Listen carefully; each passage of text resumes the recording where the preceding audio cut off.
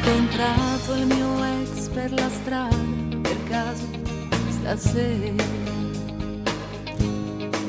Siamo andati così in un caffè e mi ha offerto da bere. È incredibile come è rimasto il solito pazzo con l'aria innocente, mentre io ero calma di fuori e tremavo di dentro.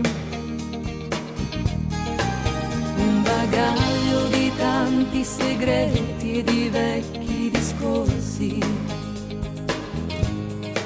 ci faceva sembrare due complici buffi e un po' persi. Lui mi ha chiesto di te, poi mi ha detto che adesso è una donna che ama e gli piace, e che in fondo fra tanti problemi è un uomo felice.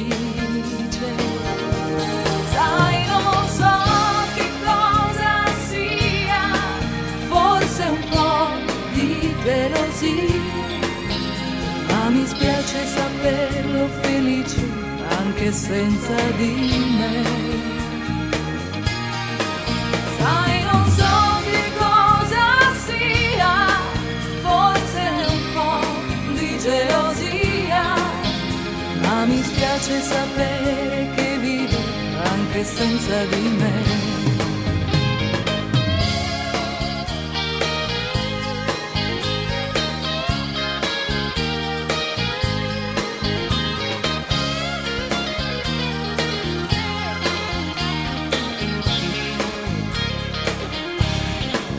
Era strano però rivederlo così da vicino,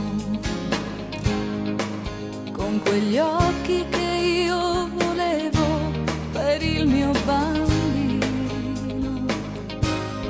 Lui parlava e rideva, e così per un attimo mi è quasi sembrato che fra noi tutto il tempo non fosse davvero passato. Quando poi me ne son resa conto, mi son spaventata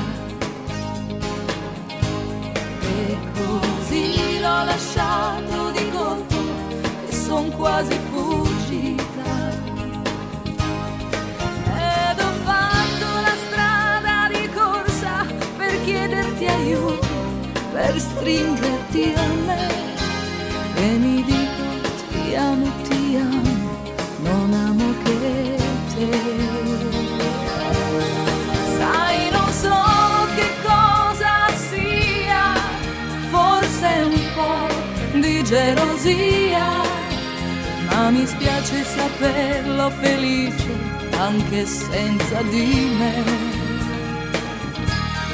Sai, non so che cosa sia, forse un po' di fantasia, ma mi spiace sapere che ama anche senza di me.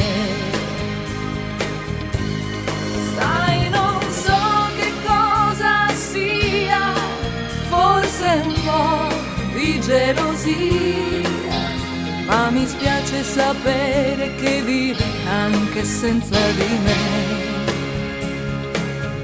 anche senza di me.